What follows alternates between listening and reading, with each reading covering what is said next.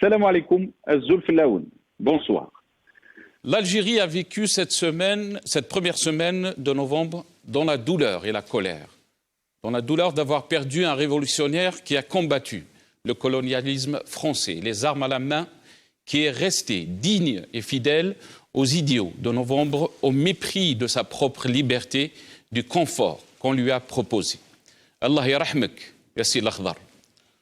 Le référendum initié par le pouvoir issu du coup de force du 12-12 a acté encore une fois l'échec de l'état-major, de sa politique et de sa mise en œuvre pour pérenniser le système et sa gouvernance.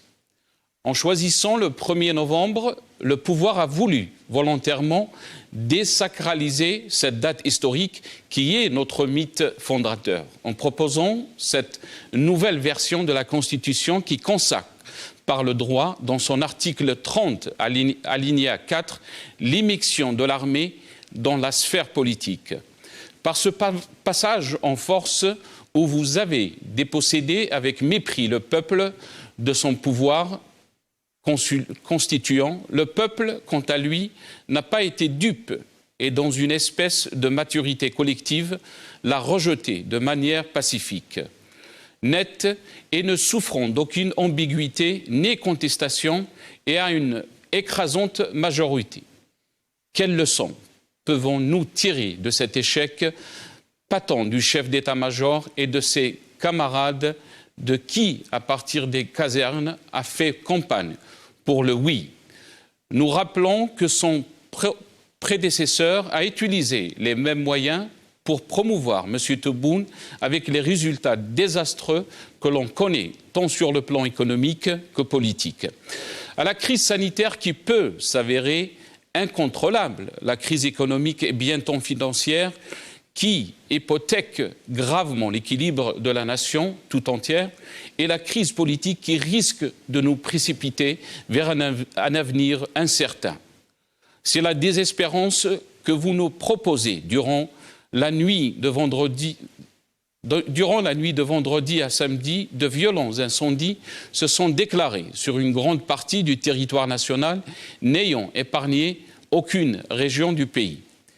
La simultanéité et la violence des incendies ne laissent aucun doute quant à la nature élaborée et planifiée de ces actions. Quelle lecture pouvons-nous faire de ces actions criminelles? À quelle partie devrions-nous les imputer? Quels signaux devons-nous comprendre et qui nous les envoie et pour quel but? Le peuple ne peut rester dans l'ignorance et exige des réponses. Il ne peut aussi être une variable dans ce qui s'apparente à une crise larvée au sein du système.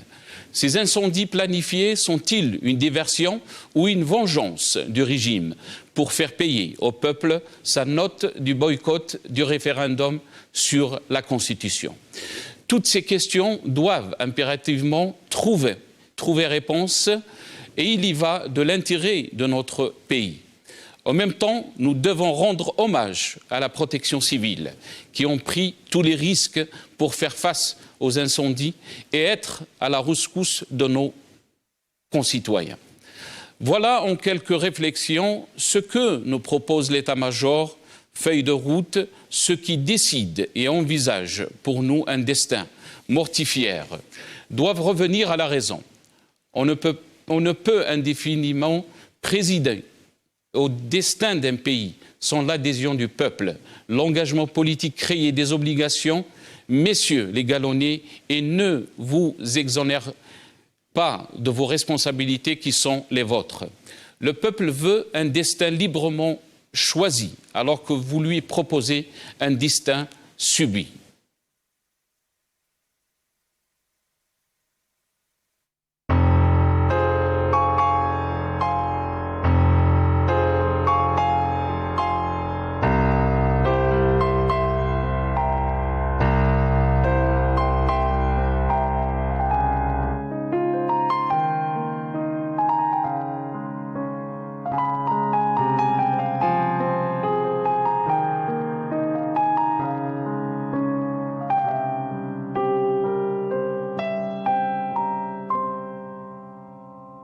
موطني موطني الجلال والجمال والسناء والبهاء في رباك في رباك والحياة والنجاة والهناء والرجاء في هواك في هواك هل أراك سالما منعما وغانما مكرما سالما منعما وغانما مكرما هل أراك في علاك تبلغ السماك تبلغ السماك موطني.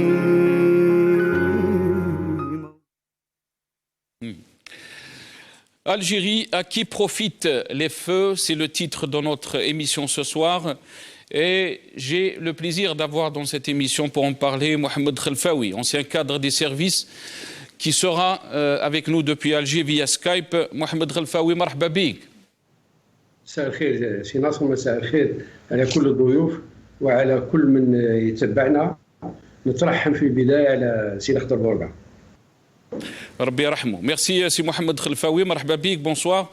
On a aussi l'Arbi Zouamia, analyste politique depuis le Canada, via Skype aussi. L'Arbi Zouamia, bonsoir.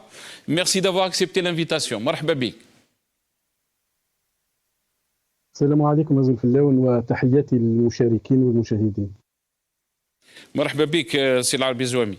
On aura aussi dans cette émission Nazim Taleb, membre du mouvement Rached, qui sera avec nous depuis Paris via Skype aussi. Nazim Taleb, marhaba bik, bonsoir. Bonsoir, merci pour l'invitation. Et je rejoins M. Khelfaoui dans les condoléances, cette tristesse profonde de la perte d'un grand homme qui a combattu toute sa vie, depuis son plus jeune âge jusqu'à sa fin. Tragique, malheureusement, et ça, il ne faut pas l'oublier, à cause du Covid-19. Et il ne faut pas oublier que la maman de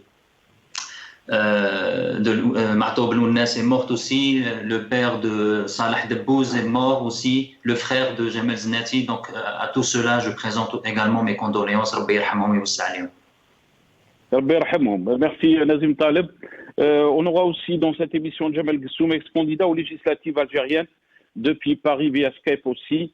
Je ne sais pas si on a avec nous Jamel Gissoum. Jamel Gissoum, bonsoir. On l'a perdu, on me dit. On aura Nabila Smaïl dans la deuxième partie de cette émission. Avocate militant des droits de l'homme, et Abdou Soumar, journaliste Algérie Part. Mohamed Khelfaoui, je vais commencer cette émission par vous, avec vous donc ces incendies qui se sont donc déclarés hier soir dans plusieurs villes, plusieurs wilayas. On parle vraiment de toutes les régions algériennes, de l'est à l'ouest, du centre. Quelle est votre lecture par rapport à ces incendies? Est-ce qu'elles sont criminelles? Bismillah. Bon, au début, je voudrais d'abord dire que avant la lecture, c'est plutôt mon étonnement et cette surprise, parce que il faut dire que novembre n'est pas un mois où on a l'habitude de voir des incendies se déclarer ici et là. Serait-elle criminelle, serait-elle naturelle? On ne sait pas encore. En tout cas, pour le moins, quel que soit le mois et quel que soit le mobile, c'est regrettable. C'est regrettable de voir ça. Ça ajoute un peu à ce désarroi ou à ces interrogations qu'on se pose tout le temps. Pourquoi ça? En ce moment, juste après le référendum, en l'absence du président et dans un malaise global. Si elles indiqueraient ou si elles s'avéraient être criminel, c'est-à-dire sabotage, on va dire, donc une main qui a provoqué ça, et il faut dire que ça pose problème, ça donne des craintes. Maintenant, si elles sont naturelles, il nous appartient à nous tous d'essayer de protéger notre patrimoine forestier et éviter les catastrophes humaines également pour notre pays. Dans tous les cas... Si Mohamed Khelfaoui, jamais on a eu dans l'histoire de l'Algérie cette simultanéité des feux qui ont commencé donc hier soir. On parle de presque de 8 wilayas qui ont été touchés. Oui, oui. Oui, c'est le centre et un peu l'ouest, selon ce que j'ai pu savoir, ce que j'ai pu lire. En effet, cette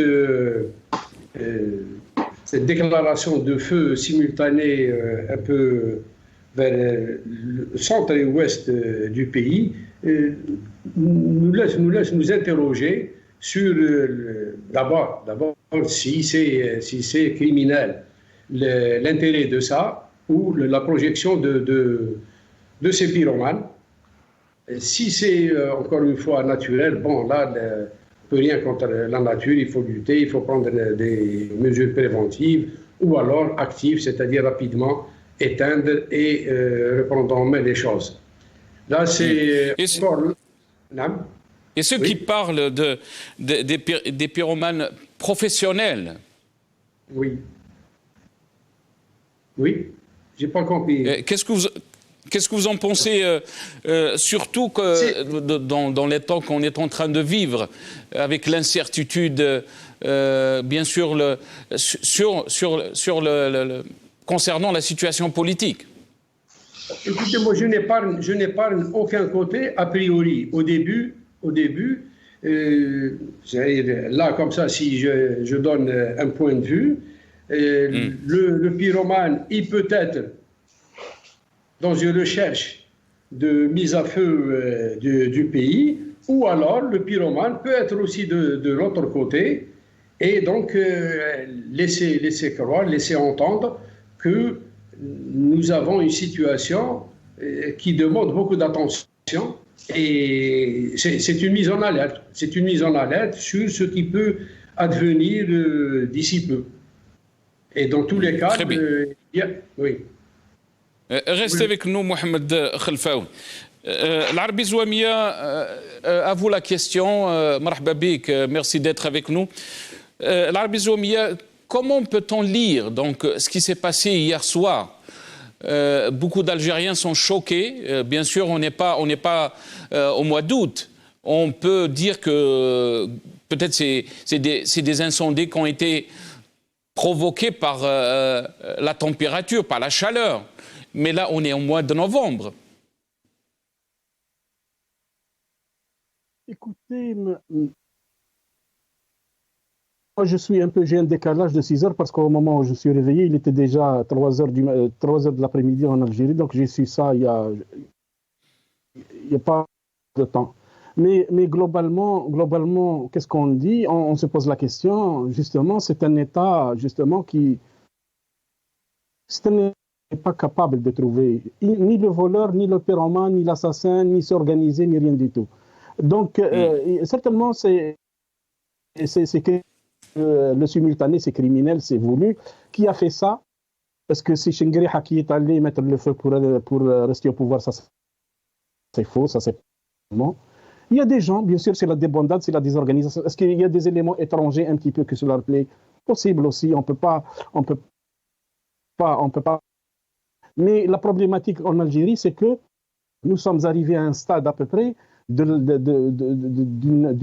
ce qu'on appelle une cloisonnement de l'État, la déliquescence de l'État, c'est la mise en capillotage de l'État. Lorsque vous voyez justement, lorsque vous cherchez le coupable, il y avait un président, il est malade, il y avait un président qui vous dit, lors de la pénurie de liquidités, il vous a dit, il y a quelqu'un qui a retiré 1 milliard. Explication. Justement, on devine, on accuse, on devine, on accuse, on ne donne pas la bonne explication. Donc l'État, il y a un problème problème d'organisation aussi de l'État et aussi il y a une certaine anarchie à peu près à laquelle participent des gens, à laquelle participent des gens aussi qui ne savent pas exactement dans quelle situation on patauge actuellement. Donc, j'écarte une responsabilité gouvernementale parce que à ce jeu-là, parce que le pouvoir a autant de Yahya plus que le Parti républicain. Donc, il y a des gens qui font ça. Ces gens-là qui les capacités d'enquête, les capacités de la justice, dans tous les domaines sont catastrophiques. Donc, il va là, faire des enquêtes sérieuses et les capturer, quel que soit donc vous écartez c'est l'Arbi. Vous écartez que ça soit planifié par des professionnels. Certainement, je ne sais pas parce que c'est simultané. C'est simultané, l'étendue de l'Algérie, c'est l'île de la Sicile. L'Algérie, c'est la largeur de l'Algérie à peu près, c'est entre la frontière de Tébessa et la frontière de après, c'est quelques 1122 km. Donc, et la profondeur, c'est 2380 km. Donc, c'est un grand territoire. La capacité d'allumer, de mettre du feu, de provoquer ce diapason de feu, donc à peu près, il y a une lecture. La lecture, il y a des gens qui ont mis le feu.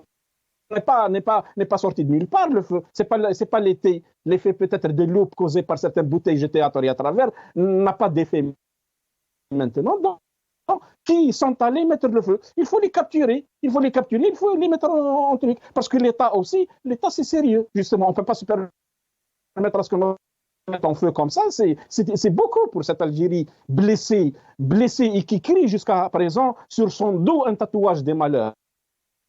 Donc, il y a des pyromanes quelque part, il y a des gens quelque part qui font des choses. Je ne sais pas ces gens-là qui sont, mais il faut les chercher, c'est tout. Juste après, bien sûr, cette élection du 1er novembre, beaucoup peuvent se poser la question, est-ce que c'est une forme de vengeance par rapport au boycott du peuple algérien de ce référendum sur la Constitution? Écoutez, Khoya Joudi, j'ai essayé un petit peu de brancher Aqli à la Capsigli lors de la mort de Boumediene, où on a commencé à chicane. C'était les partisans de Bouteflika contre les partisans de Yahyaoui et Qasdi Merbah, c'est hors de question que ce Bouteflika voilà, je sais pas, frivole, ce noceur, ce non présidentiel prenne l'État. Donc c'était l'option au plus vieux, je ne sais pas, et le plus gradé d'Aheloued après, de manière. Est-ce que c'est Capsigli? Mais de toute manière, est-ce que c'est une réaction à la Constitution? Je ne peux pas faire cette analogie. Très bien. Restez avec nous, l'Arbi Zouemi. J'ai une observation et j'observe, donc il y a des gens comme ça qui sont volontaires pour l'anarchie. Très bien, restez avec nous, l'Arbi Zouemi. On va essayer d'écouter donc la déclaration de la protection civile, mais on va essayer de vous montrer aussi ce qui s'est passé à Tipaza, Chlef, Bjayet, Lemsen, Blida, Oran. On va essayer d'écouter donc la déclaration de la protection civile.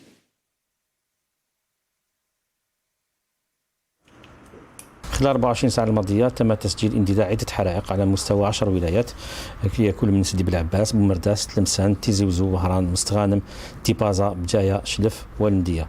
أهمها سجلت على مستوى ولاية وهران، تلمسان، شلف وخاصة تيبازا، حيث أرسل الدعم إلى كل هذه الولايات. الآن حاصلة حاليا هي عندنا حرائق على مستوى 5 ولايات، والعدد الإجمالي الحرائق 13 حريق. بعد انتهاء كل عملية تدخل يمكن بعدها القيام ب يعني دراسة الحاصلة بصفة عامة، وخاصة الأسباب من طرف المصالح المختصة الدارك الوطني بمعية إدارة الغابات والضباط المختصين للحماية المدنية، حتى نقوم بالوقوف على ما هي الأسباب الحقيقية والظروف التي سمحت بانتشار هذا العدد المعتبر من Donc ça, c'était la déclaration de la protection civile. Nazim Taleb, à qui profitent ces feux? Bon, premièrement, il faut quand même souligner quand même que on a affaire à des feux qui s'étendent sur à peu près 700 km entre l'ouest et le centre.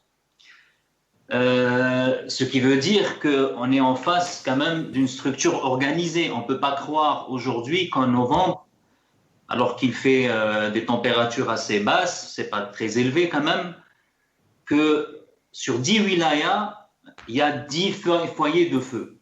Donc il y a beaucoup d'interrogations. Moi, ce que j'espère en tout cas, c'est que ce n'est pas un message politique. Ça veut dire, finalement, ce régime a perdu toute crédibilité. Il est en chute libre, pour ne pas dire ça y est, il s'est écrasé directement.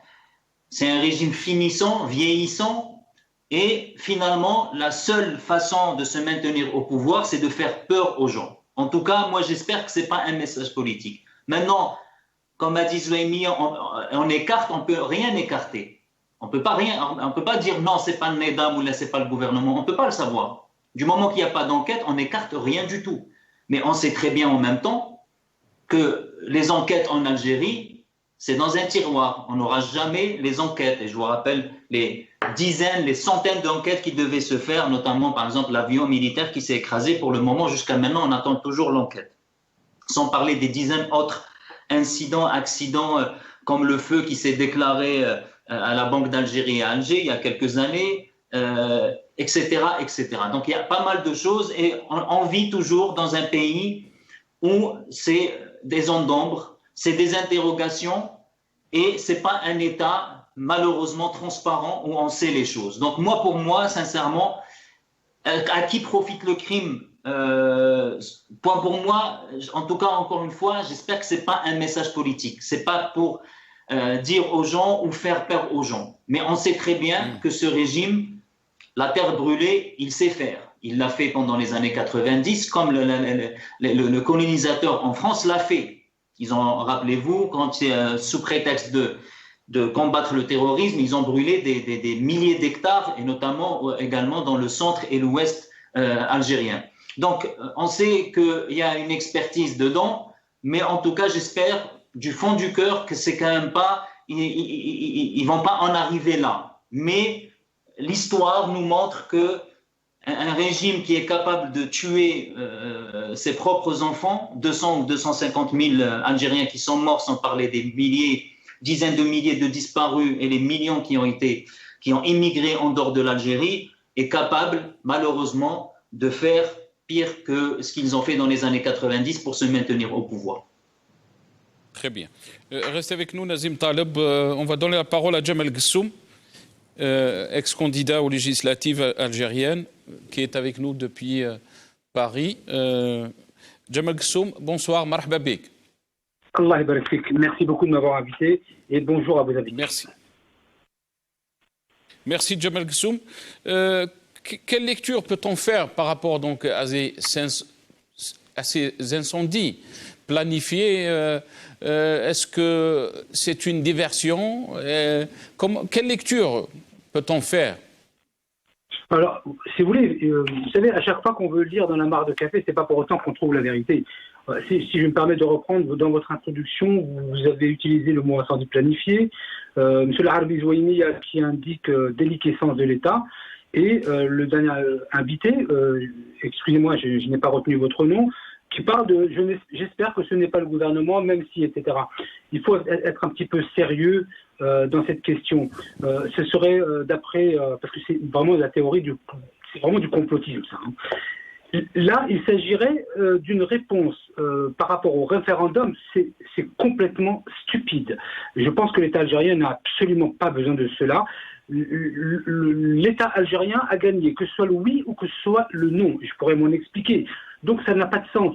Le côté simultané des incendies, oui, et le côté aussi géographique, parce que la plupart des incendies sont à l'ouest, mais en même temps, moi je ne suis pas quelqu'un de naïf, et je ne suis pas un complotiste. Donc j'imagine d'où ça vient. Je ne suis pas né hier, hein, et je ne suis pas né lors de la dernière pluie. Donc j'imagine... D'où ça vient, Djemal Ghessoum? Moi je pense que ça vient de nos amis et frères qui se trouvent à l'ouest de l'Algérie. Pour faire très très simple, Trouver un faux coupable qui serait l'État algérien n'a aucun intérêt à faire cela. Pas quand vous dites nos frères qui sont à l'ouest, qu'est-ce que ça veut dire? Ça veut dire que je pense que ce sont, d'après pas mal de mouvements qui se passent du côté marocain et donc du côté de la frontière maroco-algérienne, je ne serais pas étonné que ce soit le service marocain qui l'a organisé, puisqu'il tourne beaucoup autour de la frontière algérienne actuellement avec des véhicules assez spéciaux et des drones israéliens. Arrive cet incendie, je me dis que ce n'est pas pour rien. Donc arrêtons de chercher des coupables de l'intérieur. C'est-à-dire ils sont rentrés, ils sont arrivés à Tipaza, et ils ont mis le feu à Tipaza, à Chelef, à Bjaïa même.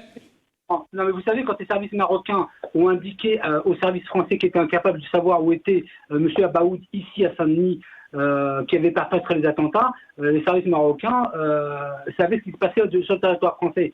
Donc les services marocains peuvent très bien mettre en branle des choses en Algérie, et d'ailleurs tous les services secrets du monde le font, c'est pas propre aux Marocains. Donc oui, moi je le pense.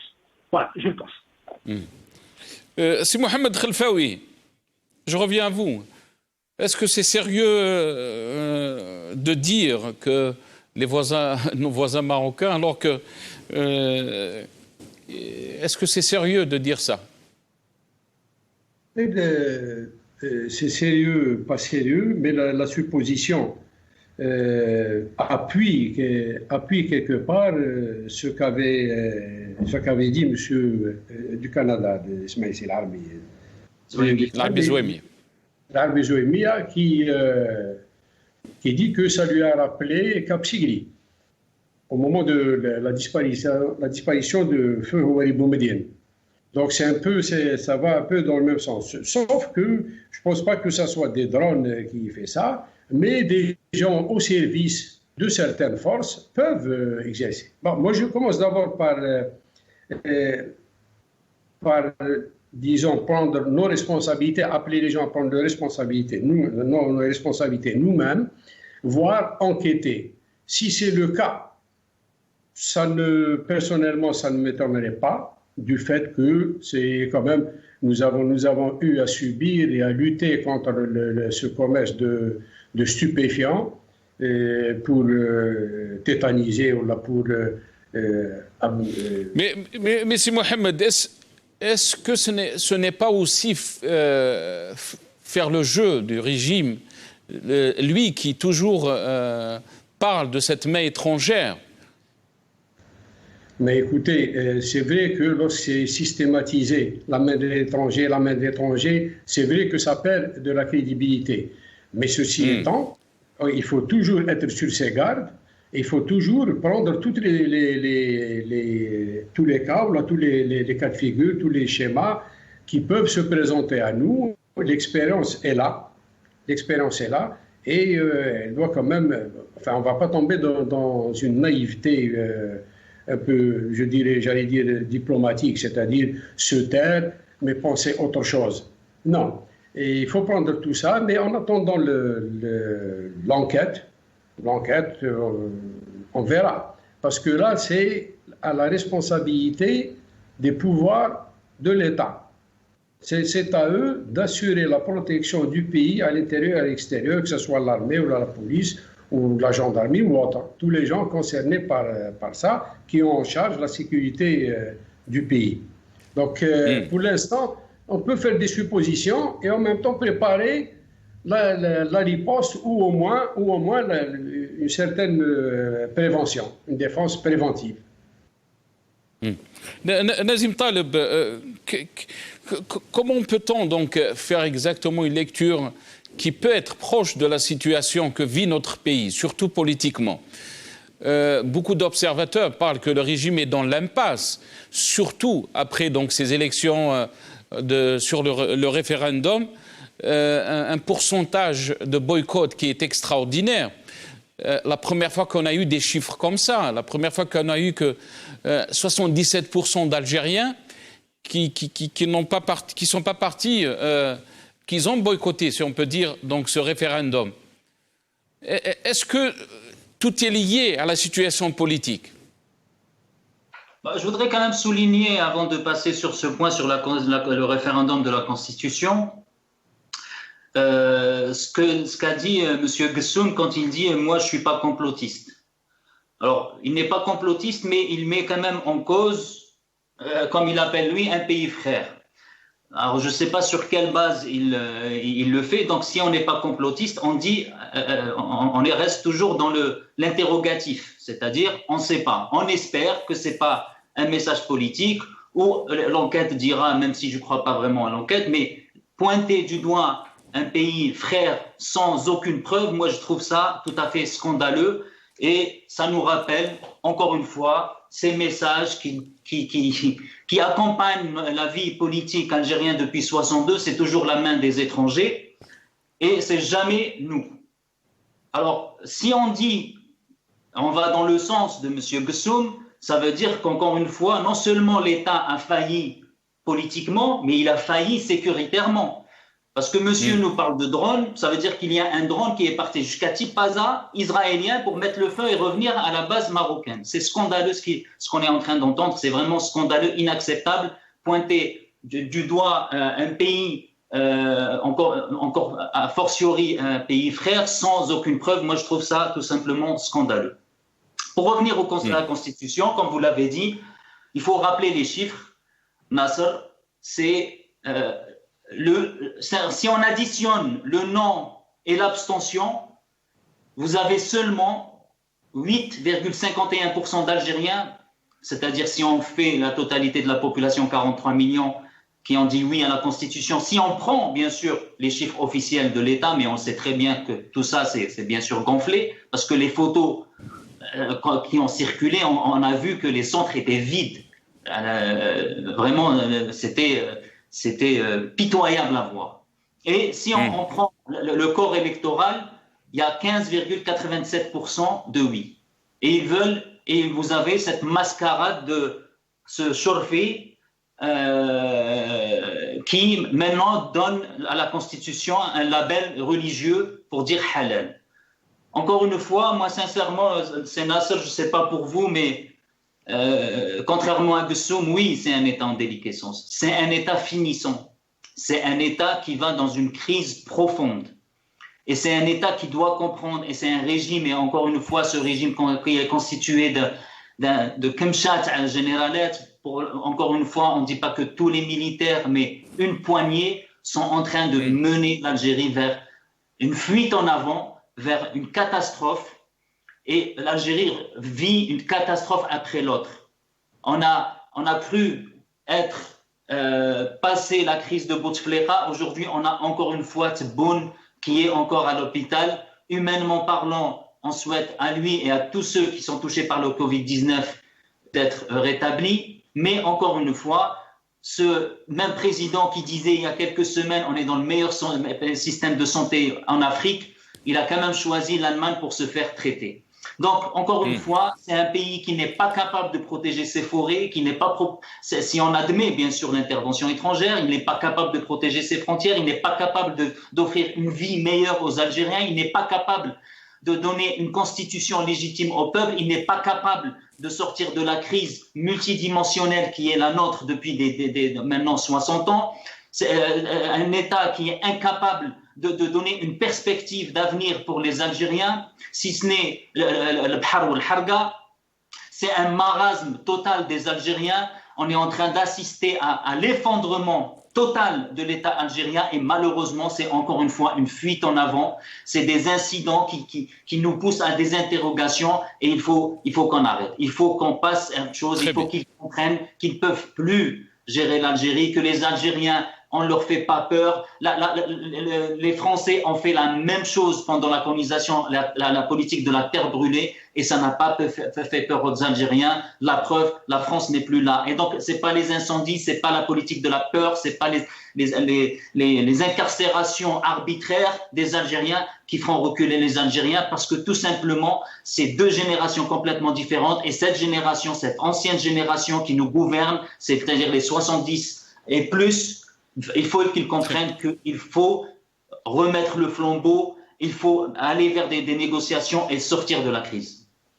Très bien. Restez avec nous, Nazim Taleb. Abdou Sembar nous a rejoint, un journaliste Algérie Part. Abdou Sembar, bonsoir. Marhaba bik. Marhaba bik, mon ami Nasser. Ça fait plaisir de vous retrouver. Merci Abdou Sembar. Plaisir est partagé. Abdou Sembar, ces incendies donc, qui se sont déclarés hier soir, la simultanéité bien sûr de ces incendies, nous pousse à se poser des questions.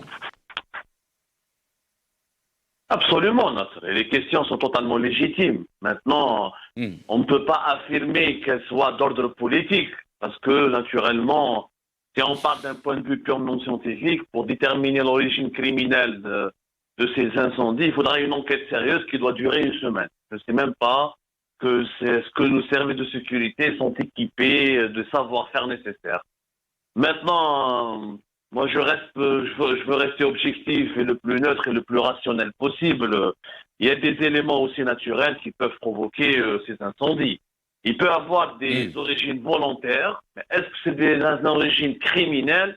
Moi, j'en doute, mais c'est tout à fait possible, c'est tout à fait probable, mais il y a une logique scientifique qu'il faut respecter. Il ne faut pas sombrer non plus dans la théorie du complot, parce que le pays va très très mal déjà.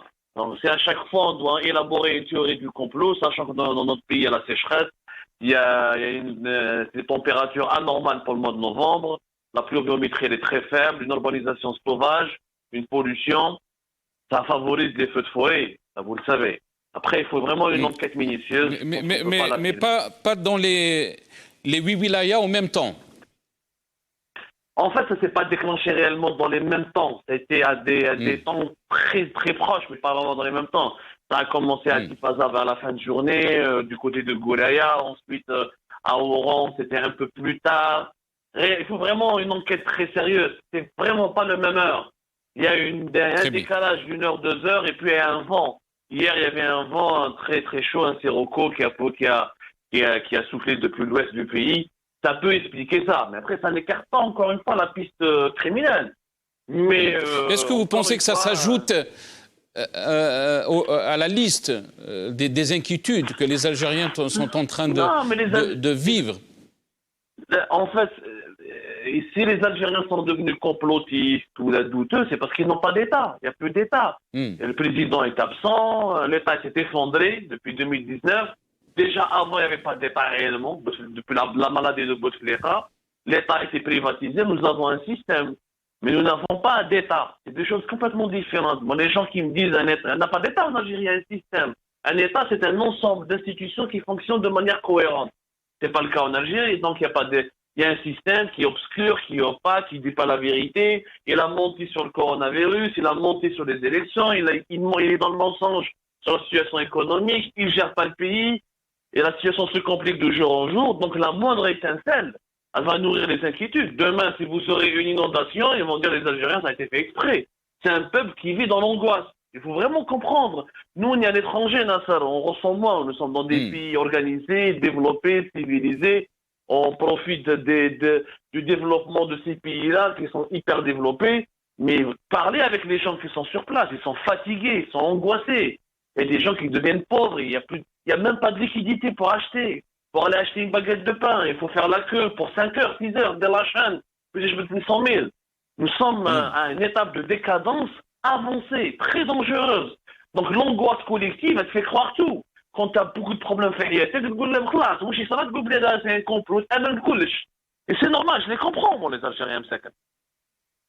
Mais l'article que vous avez publié sur Algérie Part, Abdou Sembar, vous avez parlé bien sûr des événements qui s'accélèrent à Alger, et depuis le début de cette semaine, un cercle fermé des décideurs militaires a tenu des réunions chaque soir au niveau du siège de l'état-major de l'armée à Alger. Comment vous avez pu avoir cette information, Abdou Sembar? C'est Nasser, je ne pourrais pas te dévoiler mes sources, comme tous les journalistes qui se respectent. Au sein de l'armée, il y a des choses. C'est vrai que le régime algérien, il est opaque, il est très opaque, mais voilà, même au sein de l'armée, il y a des jeunes progressistes, il y a des jeunes officiers qui veulent le changement, etc. Nous avons des relais partout. Vous savez, nous sommes en 2021, en 2020, on rentre en 2021. Le monde d'aujourd'hui L'Algérie ne peut pas être gérée comme l'Union soviétique. Nous avons des sources au sein du Sirail qui nous informent, et Dieu merci, nous continuons de les entretenir, ça fait partie du journalisme. Le problème n'est pas comment on a obtenu cette information, mais que signifie cette information, il y en a ça. C'est qu'encore une fois, nous sommes revenus à l'époque comme entre février et avril 2019, c'est l'institution militaire qui va décider, qui se réunit toute seule, sans associer personne, aucun mouvement politique. Il n'y a pas de mouvement politique. D'ailleurs, il n'y a plus aucun mouvement politique dans ça. Il n'y a plus aucun. Personne ne parle en Algérie. Tout le monde s'est tu. On fait des lectures superficielles, mais il n'y a personne qui ne propose de proposition.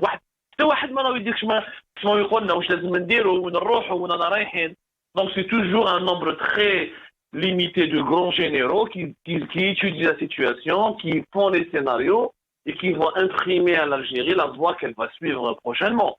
Et là, c'est très inquiétant. Donc, le Hirak, 2 ans après, pour finalement aboutir à quoi? Aboutir à une emprise totale des militaires sur la situation politique du pays. L'emprise, elle est totale. À l'époque de Bouteflika, il y avait un effacement de l'armée. La présidence Bouteflika, avec ses frères et son clan, ils ont dominé à un moment donné l'armée, notamment depuis le départ du général Toffer en 2015, fin de l'année 2015. Mais là, c'est l'armée qui domine totalement. Et elle fait ce qu'elle veut, elle décide, elle est la seule à pouvoir décider. C'est-à-dire, ils n'imaginent même pas la perspective de consulter Nasser. Et donc, c'est très inquiétant. Franchement, c'est très, très inquiétant.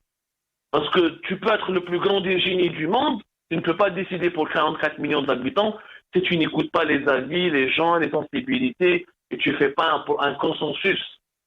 Ça, vraiment, moi, je suis très, très inquiet. Est-ce que vous pensez aussi que l'absence de Tebboune, la maladie de Tebboune, donc, a accéléré ces incertitudes? Bien sûr, Nasser. Quand je dis que les événements, ces réunions sont dues à quoi? Ils sont dus à l'hospitalisation de Tebboune à l'étranger, à son départ à l'étranger, aux mauvaises nouvelles qui leur parviennent, que le monsieur risque il risque gros, il risque de ne pas revenir, il risque de revenir très malade. S'il revient invalide, qu'est-ce qu'on va faire? S'il ne revient pas invalide, si ça dure longtemps, on va faire quoi? Si ça dure 3 à 8 semaines. Donc voilà, il se pose des questions, parce que maintenant le pouvoir est au sein de l'armée. C'est à l'armée d'assumer. Tebboune est à l'étranger, même si بعيد الشر, on ne le souhaite pas. Imagine, هذا مكاتب الله، إذا كتب له ربي يموت، إذا المكتوب تاعو مكتوبه، إذا مكتوب له ربي يموت، c'est l'armée qui va hériter de cette situation.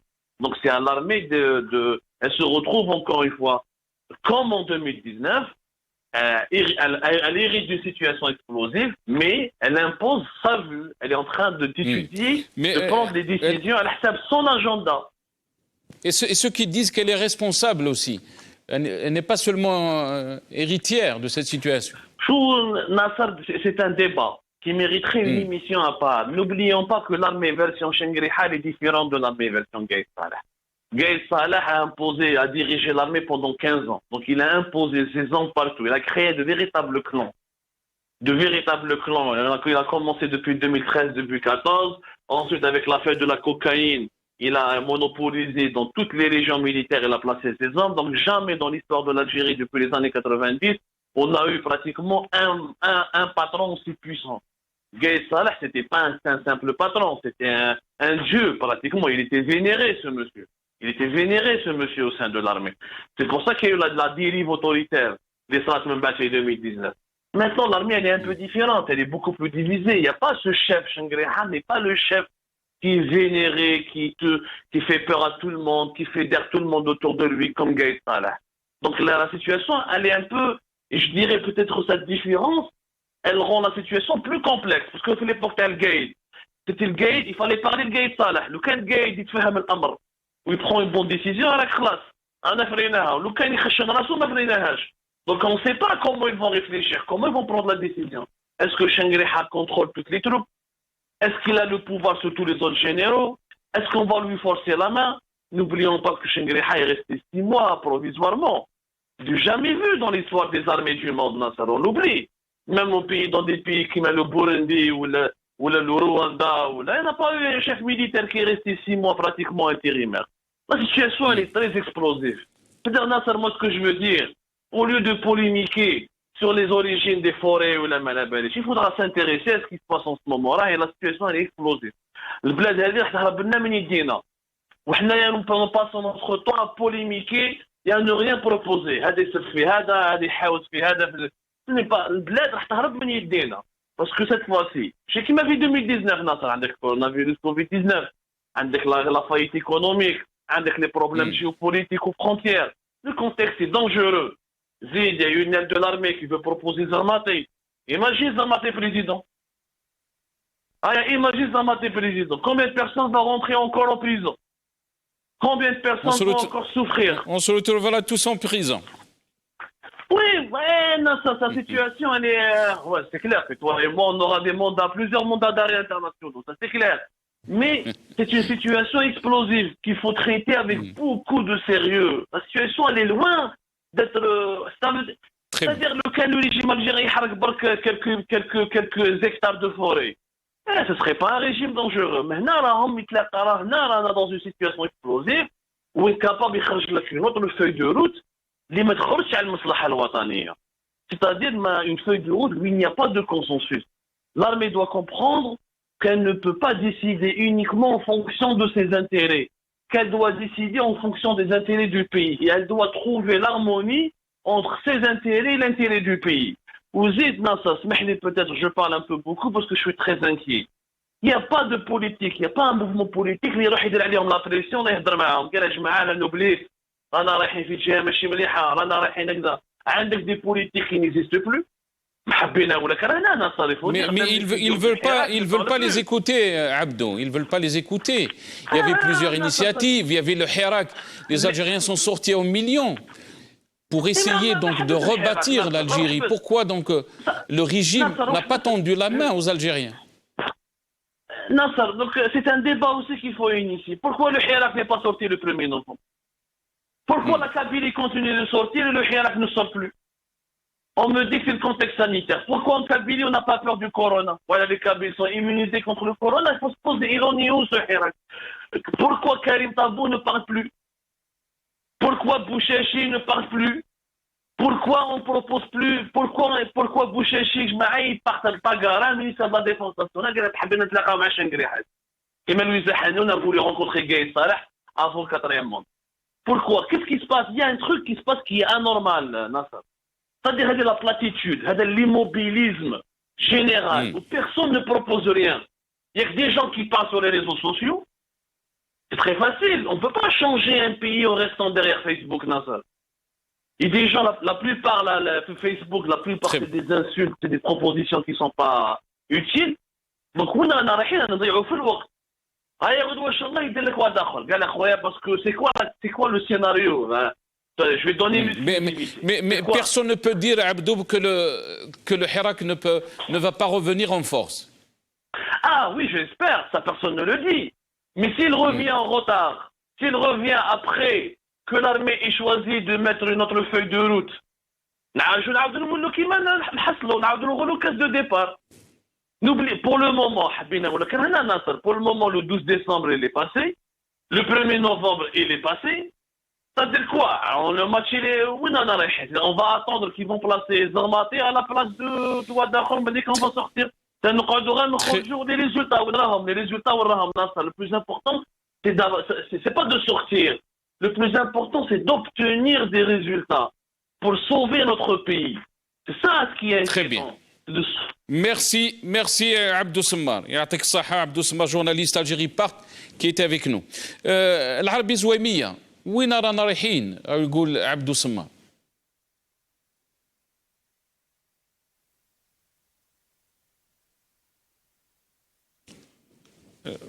العربي زويمية. Est-ce que vous m'entendez العربي زويمية؟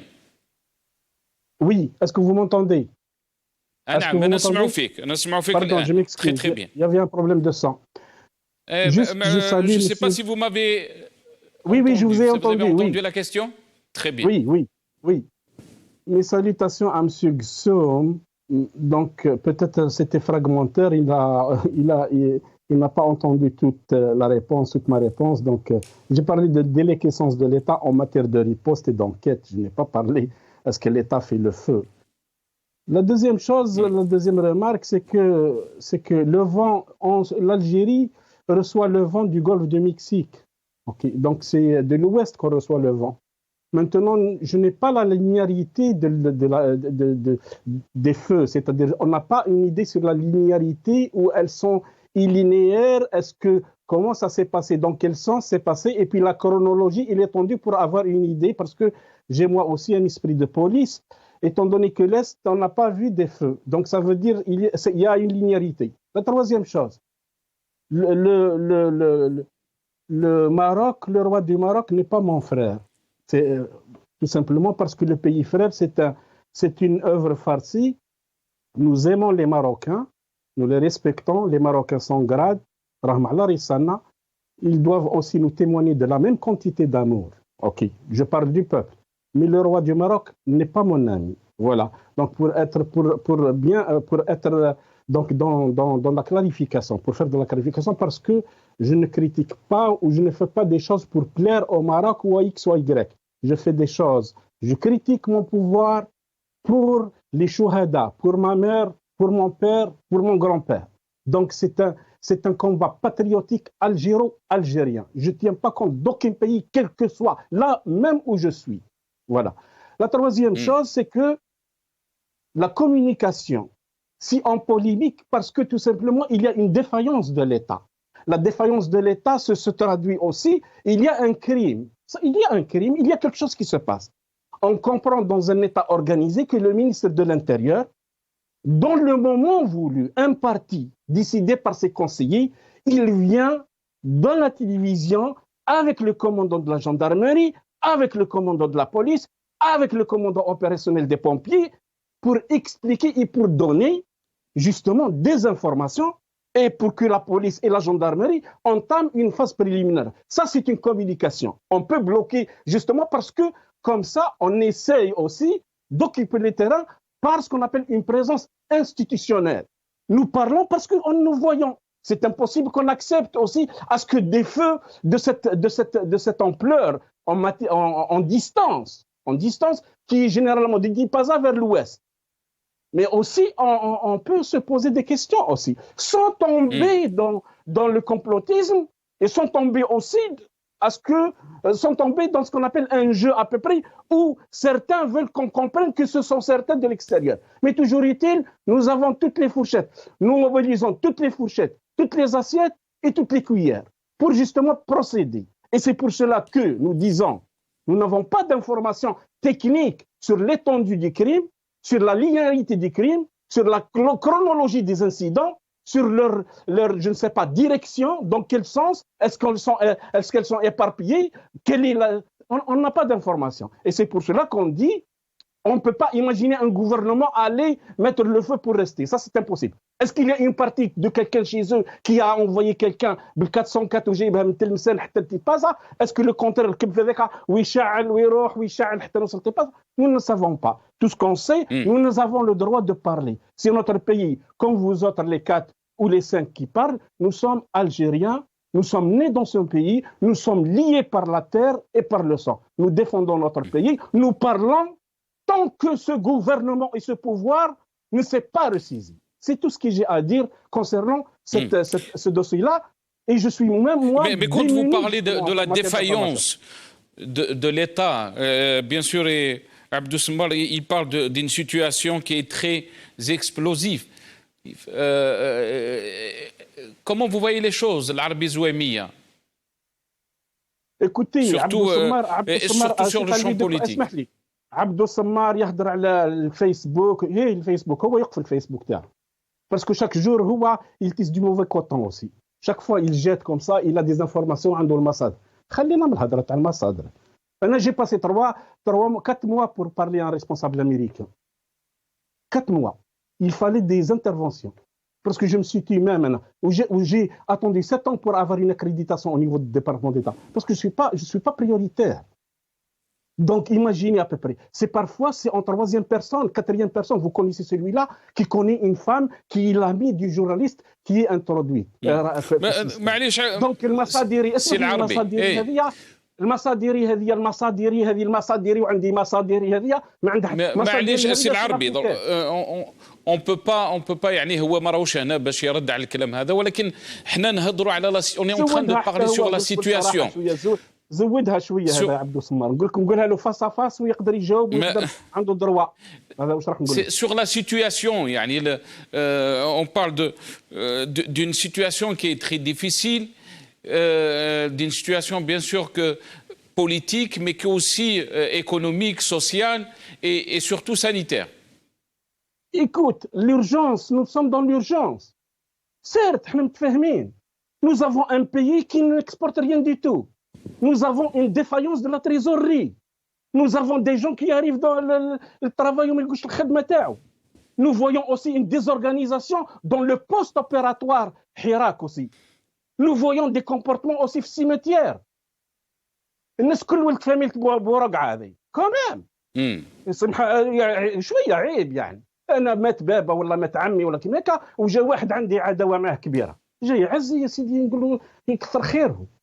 لو كومبورتمون اون بو با ديفينير دي ماشين بوليتيك نو كل مقام مقال فقط مي اشاك فوا جوستومون سي لا ديبونداد هذه qui تقدر تجي من بعد parce qu'à un moment donné il faut une organisation pour parler, il faut une organisation pour faire passer aussi, pour changer, pour discuter, pour proposer, pour justement barricader l'espace de passage.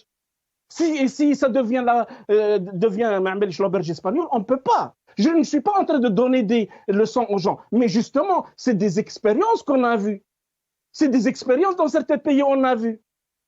Et je me rappelle d'un Français qui a dit, moi, j'étais la matinée au Zaïre, à Kinshasa, et ben les gens demandaient le départ de Mobutu. Une fois Mobutu est parti, le soir, c'est les mêmes gens qui pleuraient Mobutu. Attention, les varsalités et l'état d'âme, parce que justement, tout le monde embarque dans la tribune. Et tout le monde embarque dans la tribune à travers des YouTube irresponsables, à travers des posts irresponsables, où justement la bonne idée, elle a immigré dans des tribunes qui n'ont qu'à analyser le général Taht. C'est pas possible. Bon, les gens sont libres. Et moi, je suis libre de donner mon avis, et les gens ont droit aussi de répliquer contre moi. هذا كان نسيبت أنا المعلومات الخاطئة أنا تبون داول برلين. Quand même, parce qu'il y a Morocco News qui est en train aussi de garder des nafs chauchara. Nous sommes, les généraux. Ok, nous avons un problème de généraux parce que nous sommes courageux, parce que nous sommes patriotes, parce que Dilem a commencé à dessiner les généraux, qu'ils dessinent leurs généraux, que ce soit en Arabie Saoudite, que ce soit en Masr, que ce soit au Pakistan. Pourquoi nous avons nos problèmes? Nous n'avons pas honte, ok? Nous n'avons pas honte. Nous sommes une société qui a arraché une indépendance. Et nous assumons. Très bien.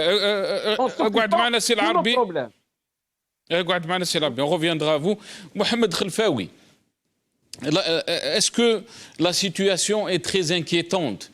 On est en train de passer, bien sûr, une situation que beaucoup d'Algériens pensent qu'elle est très inquiétante. Vous avez entendu bien sûr les invités. Comment vous voyez les choses, Mohamed Khelfaoui? La question est trop globale, n'est pas ciblée. Mais bon, dire qu'elle est très inquiétante, ça dépend de quel point de vue on se met, sous quel angle on essaie de regarder. Il est vrai que la situation pose problème du fait déjà de l'absence du président de la République pour les raisons que nous connaissons.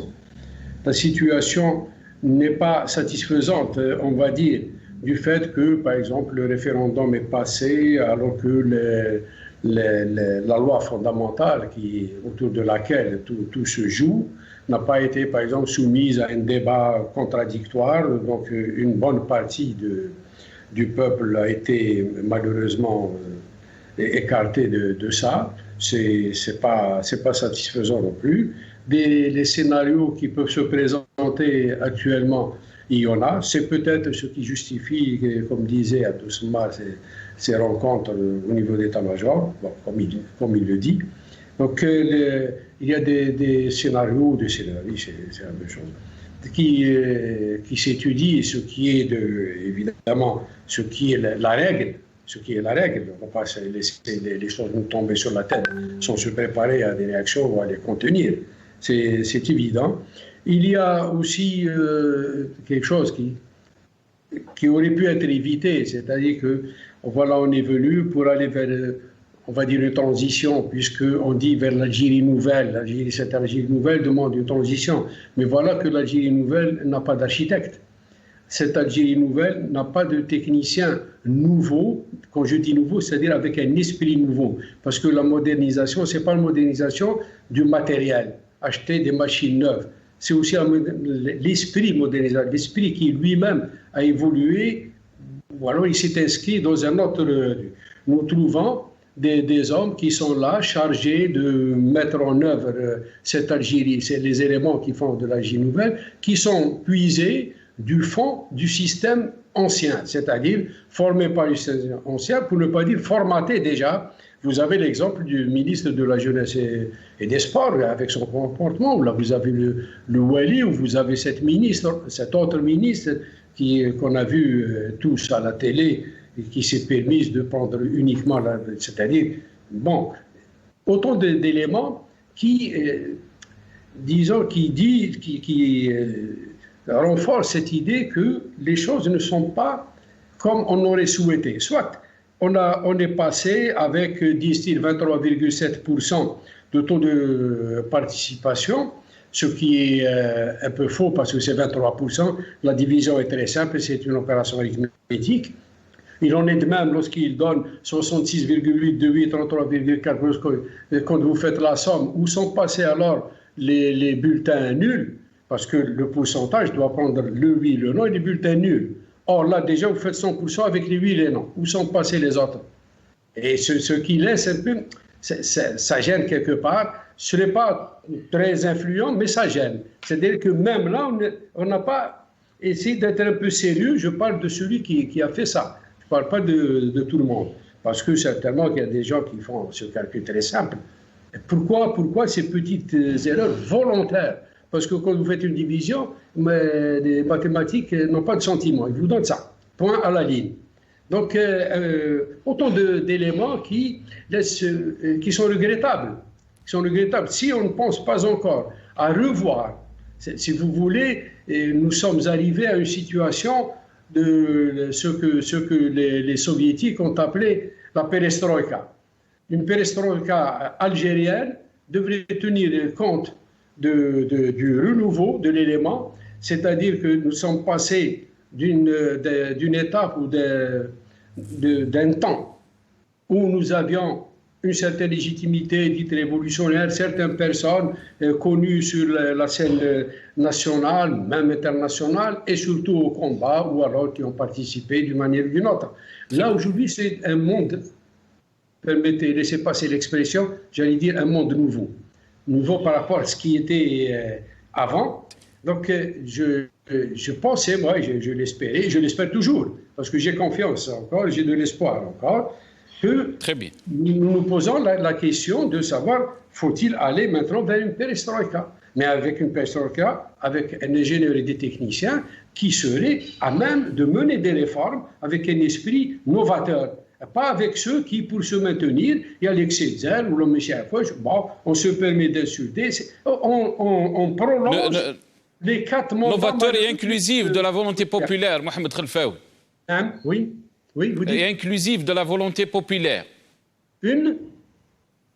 Vous avez dit novative et inclusive de la volonté populaire. Mais évidemment, c'est avec le peuple qu'on fait les choses pérennes.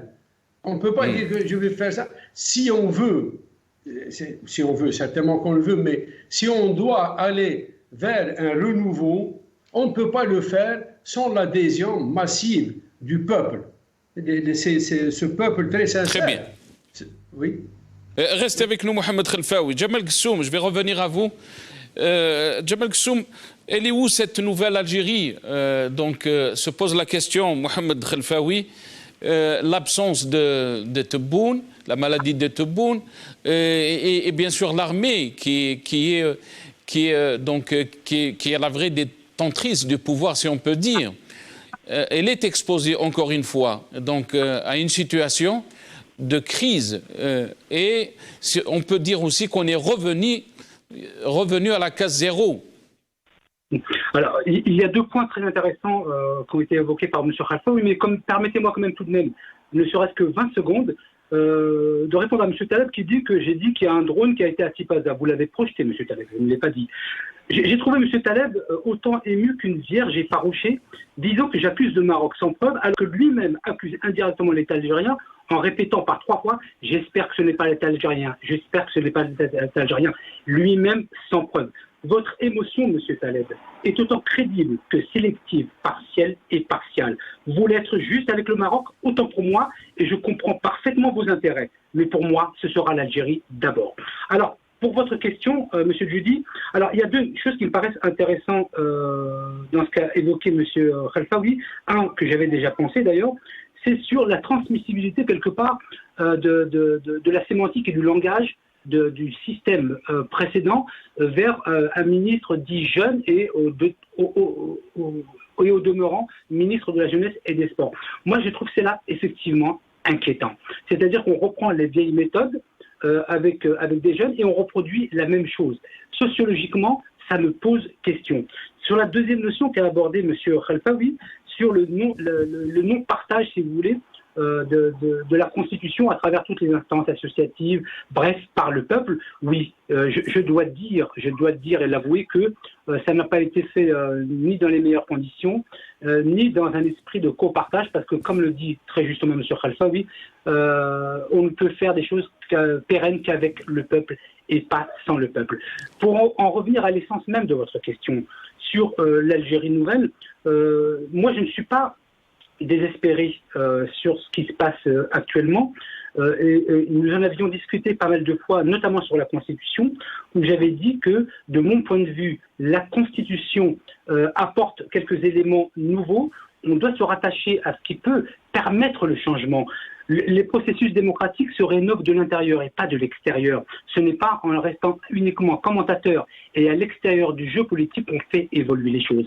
Moi, ce que je pense de là où je parle, je suis né en France, je suis donc franco-algérien. Et moi, ce qui me paraît intéressant dans cette Constitution, et c'est la raison pour laquelle j'ai été voté, et c'est la raison pour laquelle j'ai été voté oui, c'est que il y a des opportunités politiques, mais pas des opportunités au sens péjoratif du terme, mais des opportunités pour permettre à notre diaspora, qui est nombreuse, de s'impliquer dans la vie politique algérienne et de procéder justement à cette rénovation de l'intérieur. Il est évident que la maladie du président de la République, Allah est chafé, parce que quand on est musulman et quelqu'un est malade, Allah est chafé, il y a des éléments qui bloquent, mais en tout état de cause. Malgré toute cette situation, je reste pessimiste. Je ne suis pas un pessimiste naïf, mais je suis pessimiste quant à la suite, puisque pas mal de choses que le président de la République avait évoquées ont été faites. Restons vigilants, ne donnons pas de chèque en blanc au président de la République et à l'État. Restons vigilants. Moi, en tout cas, je ne suis pas un joueur de foot, mais au lieu de critiquer une équipe qui perd, je préfère à la limite jouer et prendre ma part de responsabilité. Très bien. Restez avec nous, Jamal Ghassoum. Nazim Taleb, je reviens à vous. Vous avez entendu Jamal Ghassoum, Nazim Taleb? Oui, j'ai entendu qu'il m'a traité de vierge effarouchée. Bon, je vais m'élever un petit peu contre malheureusement, ce genre de propos. Bon, ça me choque même plus. Parce que moi, sincèrement, je m'élève contre ça. Moi, je l'ai appelé Monsieur Ghassoum. Lui, il a préféré m'appeler une vierge effarouchée. Moi, j'ai tout simplement repris ses propos à lui. C'est lui qui a cité le drone et c'est lui qui a cité le Maroc. Et moi, j'ai jamais dit que c'est l'État algérien qui l'a fait. J'ai dit, j'espère que c'est pas un message politique et je l'espère du plus profond de mon âme. Parce que je tiens à l'Algérie. Donc, maintenant, je note également qu'il est parti voter, sans parler, bien sûr, que Jamal Ghassoum s'est présenté aux élections de 2014, aux présidentielles 2014, en croyant qu'il va changer de l'intérieur. Mais on a très bien vu qu'on ne peut pas changer l'Algérie de l'intérieur. C'est ce qu'ils disent les gens depuis le coup d'État de 92. certains partis, aussi bien dans le bord islamiste que le bord laïque, comme ils aiment bien s'appeler, on dit la même chose, ils n'ont rien changé. Au contraire, c'est le système qui les a changés.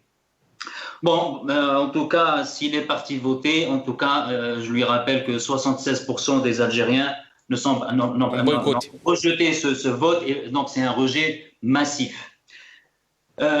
Deuxièmement, je rebondis quand même sur ce qu'a dit Sammar, qui dit l'armée a hérité, mais je crois qu'il n'y a que Sammar qui croit que l'armée a hérité. L'armée n'a pas hérité, c'est elle qui fait les rois et les présidents en Algérie.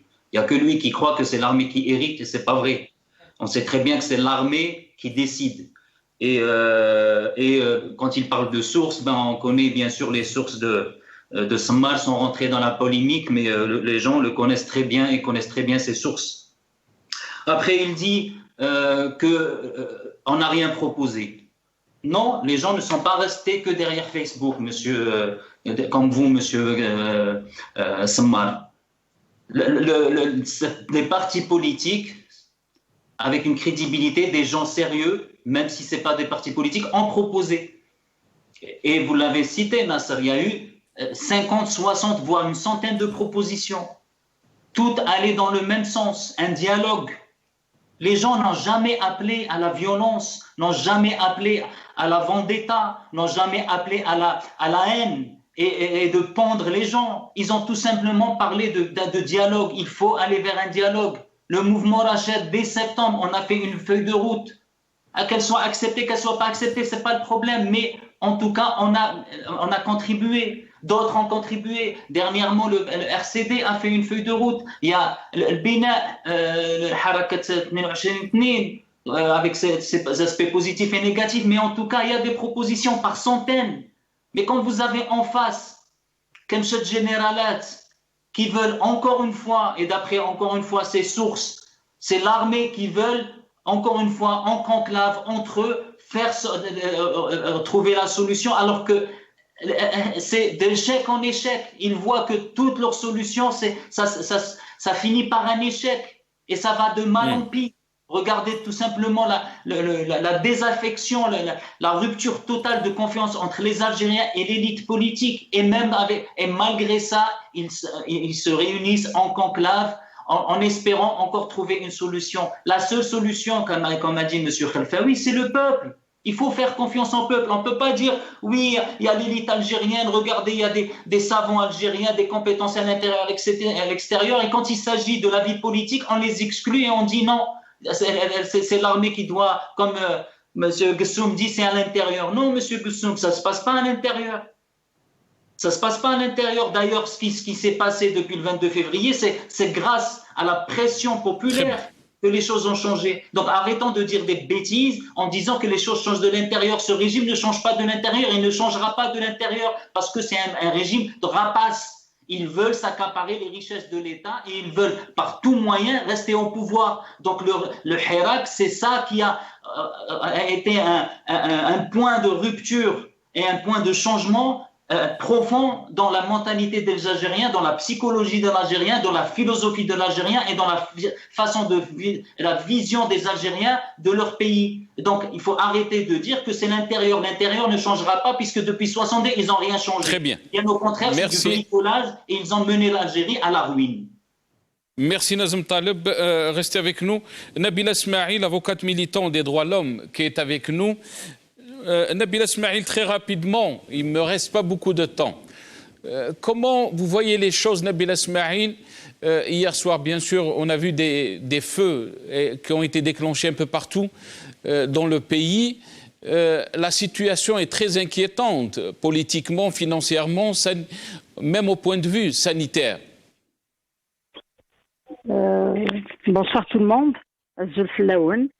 D'abord, je tiens à نترحم les deux victimes qui sont mortes asphyxiées à Tipaza parce que les incendies ont quand même fait des morts. Et hier, il y a eu un vent de panique qui a fait éclater la toile le soir, parce que ce qui était extraordinaire, c'est que les incendies se sont déclarés à la même heure et sur 14 wilayas, chose qui n'est pas le fruit d'un hasard. Ça, c'est impossible de penser que ça, c'est la météo, c'est le réchauffement climatique ou je ne sais pas quoi. Et ce qui m'a aussi fustigé et étonné, c'est que j'ai entendu les déclarations de Gerard qui s'est rendu à Gouraya et qui a dit, qui a pris la position d'un accusateur en disant que il y a des gens qui veulent détruire le pays, qui veulent du mal à ce pays, et il appelle les parents des victimes et ceux qui ont perdu leurs biens, il les appelle à être vigilants et à faire attention, et il annonce l'installation d'une commission d'enquête, et tous les Algériens depuis 62 connaissent les résultats des commissions d'enquête, ils connaissent l'aboutissement des commissions d'enquête installées par ce pouvoir en place depuis 62. Moi, je dirais que il y a un climat de peur, pas pour sa petite personne, mais surtout pour le pays. Il y a vraiment un climat de peur parce qu'il y a un clan qui cherche à sauver sa peau, il y a un peuple qui cherche à sauver le pays. Donc, ce sont deux objectifs diamétralement opposés. Et malheureusement, on se fatigue et on se ruine les ménages avec des petits conflits de personnes ou des accusations à tort et à travers, alors que nous sommes arrivés à une situation où tout le monde doit laisser de côté ces conflits et ces petites personnes pour s'unir et aller tout droit vers imposer un changement radical pacifique.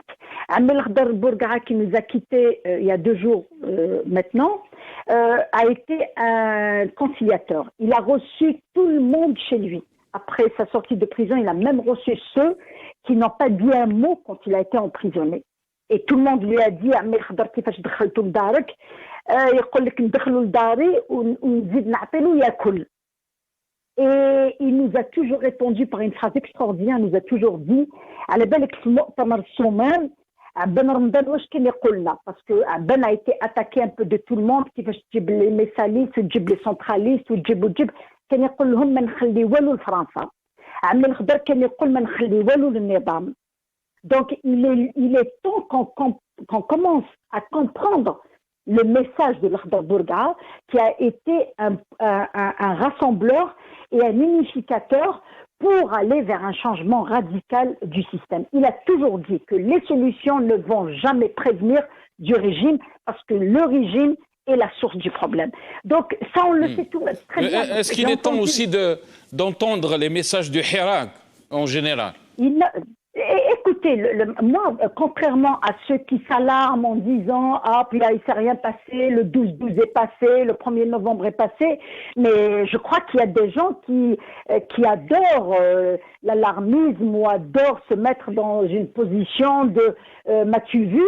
Non, le Hirak a réussi à affaiblir le régime et le pouvoir d'une façon à le pousser à reconnaître lui-même que le taux du 1er novembre était le taux le plus faible de l'histoire de l'Algérie indépendante. Donc, si on me dit que le Hirak doit se continuer dans la rue pour pousser les gens à mourir alors qu'il y a une pandémie et il y a un danger sur la santé publique, c'est bien beau de donner des leçons de l'extérieur, mais il faudra être là pour affronter ce qu'on est en train d'affronter. Moi, je dis que le Hirak ne s'est jamais aussi bien porté depuis la pandémie, parce que la pandémie a permis de construire un pont entre notre diaspora qui est en train de faire un travail extraordinaire et entre toutes les initiatives qui sont en train de converger vers un seul et unique objectif, c'est de peser et de faire entendre les revendications du peuple. À ceux qui pensent que la crise ou la solution viendra de l'intérieur, je continue à dire que le pouvoir continue à penser qu'il détient les solutions, qu'il détient la volonté populaire, qu'il gère un peuple immature, qu'il est toujours dans l'esprit de Boumediene, des années 70, où il pensait que tout devait venir d'en haut pour découler vers le bas. Et il est temps de renverser la chose, et la voix du peuple, la voix de la base est montée. Maintenant, je m'adresse à ceux qui veulent mettre le pays à feu et à sang. Ils en prendront l'entière responsabilité, parce que le peuple est en train de dire « Nous voulons une transition démocratique, pacifique. Partez et on vous demandera rien du tout. Sauvez l'Algérie, partez. Ceci l'avait dit, vous les généraux qui avez géré et conduit le pays au chaos, partez, on ne vous demandera rien. Laissez la décision, respectez la volonté du peuple. On ne peut pas imaginer que celui qui était l'origine de la crise puisse devenir sa solution, sauf s'il décide de partir. Là, il adoptera une solution courageuse en disant Merci. Je crois que ça suffit, il faut passer par une transition, il faut transmettre le flambeau vers le peuple et nous allons accompagner. Donc je pense que c'est la responsabilité de tout un chacun. Il est temps de s'unir autour de cet objectif et je vous remercie de m'avoir invité et de m'avoir écouté. Merci, Maître Nabila Smaïl. Merci à vous, avocate militante des droits de l'homme qui était avec nous. Malheureusement, j'ai pas beaucoup de temps, donc je dois finir cette émission. Désolé, donc je n'ai pas donné le dernier mot donc, à mes invités. Je remercie Mohamed Khelfaoui, ancien cadre des services qui était avec nous, Larbi Zouemi, analyste politique, et Nazim Taleb, membre du mouvement Rachad, Jamel Gissoum, ex-candidat aux législatives algériennes, Nabila Smaïl, avocate militante des droits de l'homme, et Abdou Smar, journaliste Algérie part. Ya'tikoum saha. Je vous dis à une autre émission, Inch'Allah, je vous retrouve demain. Bqaw ala khair.